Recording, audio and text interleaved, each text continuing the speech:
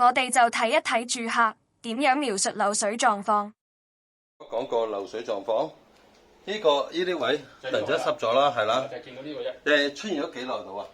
約莫我諗咁明顯嘅可能2-3個禮拜，但係其實好似好耐之前都見到係好似有少少，但係嗰時唔係咁明顯嘅。之前有印但唔明顯，但係而家突然間就好明顯咗好多啦。好似唔止一笪地方係喺後邊到門後邊嗰度，OK，同一笪地方嚟嘅。得，都係呢個位。係，都係呢個位。啱喺度門嘅。好，另全面佢呢度咧，呢個位特別就幾光個位置。呢個大概呢個位嚟嘅。係得。好。應該就呢度咯，我睇睇翻嚟嗰度。好。紅外線顯影下，漏水無所遁形，確認漏水位置再進行工程，先可以真正解決漏水問題。